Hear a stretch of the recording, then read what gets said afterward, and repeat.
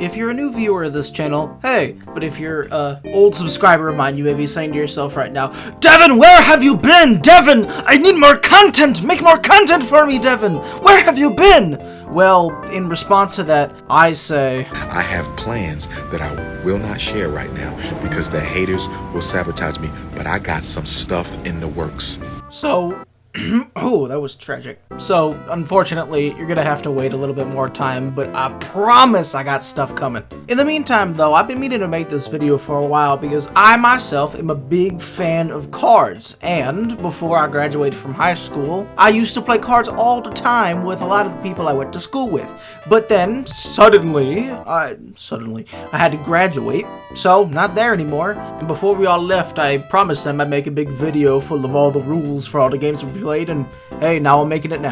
This is a vital skill that will help you in all sorts of scenarios, from making friends to getting jobs. So, without further ado, let me share with you all of the games that I have taken and modified to my own purposes for all the world to see. Do what you want with these, change the rules, do what you want. This is just how I play them. Also, I had no idea that cards weren't like an integral part of some households like they were for mine, but for the people that know nothing about cards, it's real easy to be able to play them. When I talk about card games here, I'm talking about the standard 52 playing card deck. They're called playing cards. You can get them at pretty much anywhere. You can't play this with Uno cards or with those stupid novelty cards that you can find in every gas station across America. I'm talking normal-ass playing cards. Now, if you don't know how to count with a playing card, it's real easy. The A means 1. The ones with numbers on them mean that number. The J is a jack, usually means 11. The Q is a queen, usually means 12. And the K is a king, usually means 13. Not always, but that's a general rule of thumb. Ace is 1, king is 13. Okay? Okay. There are also these really scary cards called jokers, but most of the time they're not used, and most of the time you have to leave them inside of the box to play the game. So it depends on the game, but they don't have an assigned value. They're different every time, so you don't gotta worry about them. The only thing I gotta let the newbies know, other than what I've said already, is that if you lose any cards that are part of a card deck, you can't play most games correctly. So if it were up to me, go get your own deck of cards and guard it with your life. You're going to want to keep it in a dry area. A backpack is nice, a purse is better. And don't get tripped up on how the cards look or how supposedly they feel. All cards are same as long as they say 52 playing cards, they're all the same. With that said, you're pretty much ready to start. This is going to go from the easiest game to play to the hardest game. So if you're not ready for the advanced stuff, just start with the easy stuff and then move forward, you know? Alright, let's do it. For all the aforementioned games, you're going to need at least 2 people, one of them can be yourself, to play the game, and somewhere to play the game. You can play it on the floor, you can play it on a table, you can play it on the wall, anywhere that's flat where you can rest the cards down. For this instruction video, I don't have anyone to play with, so we're going to be playing with, Banana Man. Say hello, Banana Man. He's shy.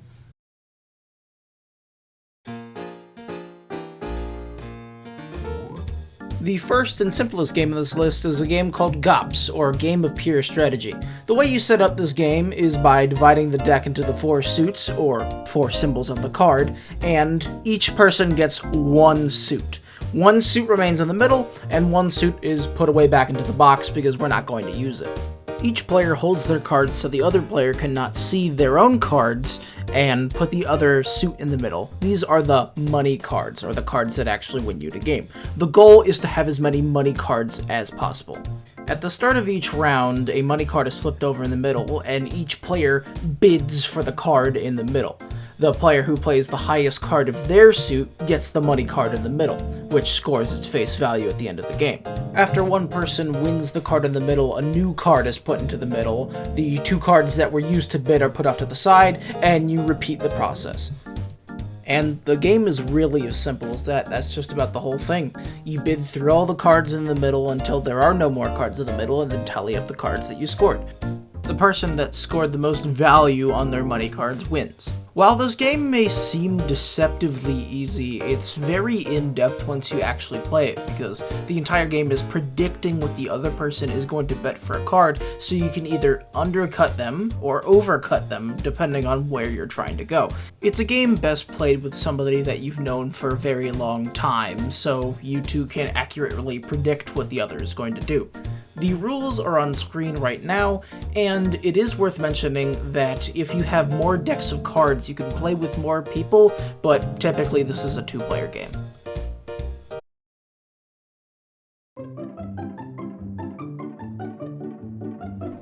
Another extremely simple game that has complexity to it. So, you're gonna shuffle your cards. You're going to shuffle your cards, and you're going to give every single person one singular card. Now, the way you win each round is to have the highest card at your table. Ooh, looks like I drew a really low card. So, on your turn, you can either stay with what you have, or take a risk and switch your card with the card in the middle. That's what I'm going to do, and I got a much better card this time. Banana Man's going to stay. So, now we're going to see what our cards are worth. I got a 10, and he got a jack, which doesn't mean that he wins, but means I lose. Now, since I've lost this round, usually the loser has to take some kind of penalty.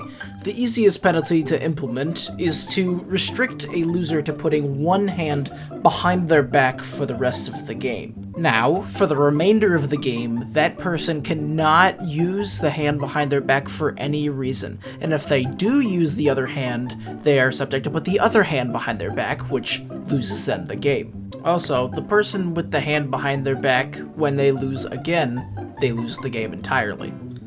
Pretty simple.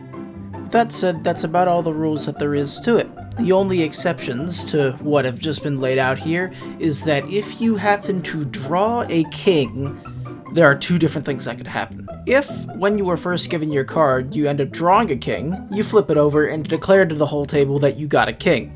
Since the king is the highest card, this is good. You can sit back for the rest of the round as you don't have to do anything else. But if you end up drawing into a king after you've already been dealt your card, you have to put the king into the discard pile and take the card that you wanted to swap out and put face up in front of you so everyone can see it, and your turn is over. So if you have a card that's just okay, and there's still some kings left in the deck, it might be better to keep your card a secret than risk taking a king and risk showing your card to the whole table so they can gauge whether they're winning or losing. Just something to think about.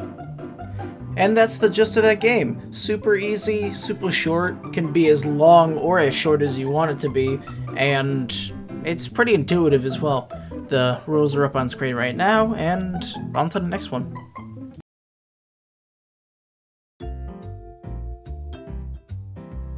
Cranking up the heat a little bit now, 6-Card Golf is an intermediate game, which is one of my personal favorites, but takes a little bit more time to get into, so we'll just jump right into it. Cards are arranged in a 2x3 grid in front of you, like this, and players flip over any 2 cards of their choosing. Just like in normal golf, the lower score is the winning score, so the person with the higher score goes first. Give them a little bit of an advantage to make up for them getting worse cards. As you can clearly see right in front of you, I have a 15 and Banana Man has a 0. I'll explain why in a moment. On your turn, you're going to draw a card and swap it out with any of your cards on your field. You can swap it with a face-down card or a face-up card. You may also take the card from the top of the discard pile and swap it out with any of your cards. The only rule is that once you pick up a card from the discard or the draw pile, you have to use it. In a game where lower means better, why on this field does Banana Man only have 0 points? Well, it's because 2 cards that are identical in rank that are on top of each other cancel each other out. So, Banana Man has a 0 because he has 2 4s. The game continues like this, with each player taking turns swapping out their cards until one player has swapped all of their cards so they're all face up. This means all other players end the game as well, flip over their cards, and then tally up points. Now, as you can see here, there are a lot of high value cards out on the field, so Why is this actually a good thing? Well, do you remember at the beginning of the video when I gave you the values of all the cards and I said, usually these are the values of these cards, but not always? Well, this is one of those games where the face values are modified. You see, the Jack counts as a 20, the Queen counts as a -2, and the King counts as a 0. All of the other cards are exactly the same, but this makes some cards a lot better or a lot worse in this game of golf. For a game with a slightly harder set of rules to learn, I think this is one of the best games that you can play with just 2 or 3 people. It's a masterclass balance between a game that's complicated enough to be replayable, but simple enough to teach in a single breath, and that makes it one of my favorite card games of all time.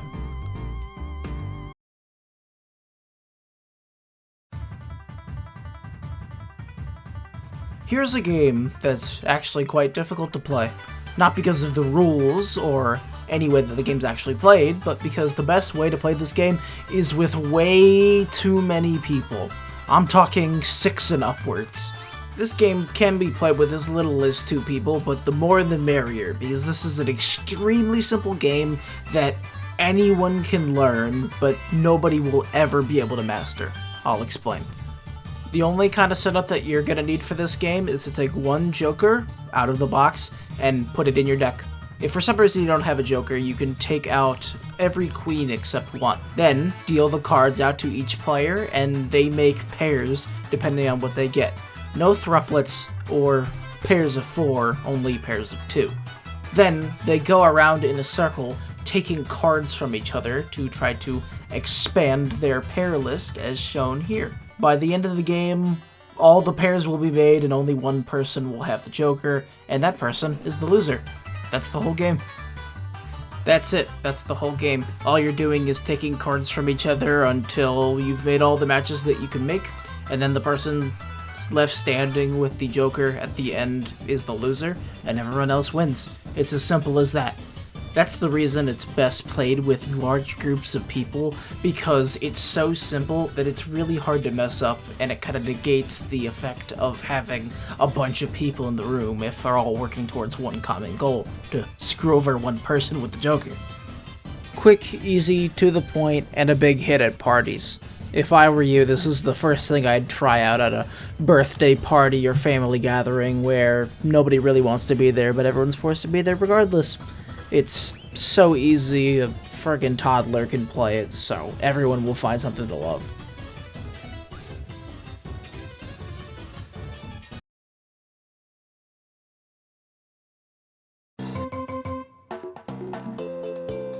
Unlike the other games on this list, you actually need multiple people to play this, so I'm going to employ Peeping Tom and, this guy. For this game, you're going to have to deal out all the cards, and the person with the ace of spades goes first. That's me, so I'm going to put that in the middle. Now, the goal of each round is to get rid of all your cards as fast as you can, and the only way to get rid of them is by playing a card that is equal to or higher the card that is on the top of the discard pile. So this guy plays an ace, Banana Man also plays an ace, but Peeping Tom, he plays a 3. And I'm going to play, I don't know, let's play this 9. Seems like I really pissed off this guy because I raised the number so quickly, so he's going to play a pair of 10s. Now, his pair of 10s is legal, but means that every card after that also has to be a pair. So, Banana Man, trying to retaliate, wants to play his pair, but it's lower, so he can't. Peeping Tom, on the other hand, has a thruplet of kings, meaning he's gonna end the round and end this hand and start the next one by playing any card of his choosing. Now, skipping forward a few hands, it looks like Banana Man has won, but that doesn't mean that the game's over, it just means that this round is over. Depending on how fast you win the round, you get a title. Here we see in this game, Banana Man got out first, then Peeping Tom, then this guy, and then me. Oh, that means I'm the bomb! In a game of only 4 people, there are only so many rolls to go around, but in this game, the first person to get out is the president, the next person is the vice president, the person after that is Joe Schmo, and the last person to get out, me, is the bum. On your screen now is a list of 10 different roles, from president being at the top, bum being at the bottom, just to use a sample, but you can use any titles you want. All that's important is that they all have names and they all have spots at the table, because at the end of each round, when people get assigned new roles, they're going to physically get up and move to the chair that assigns with their role. Usually, the president gets the best seat at the table, and the bum gets the worst seat, but you do you. All of the roles are identical to each other except the bum, where the bum has to deal the cards, shuffle the cards, and clear the discard pile when necessary in the middle. It's because they suck, you know, the bum sucks! If you can properly teach the roles of the game to people and how to play, and get them all on the same page, this is probably my favorite card game of all time, if you exclude the barrier to entry.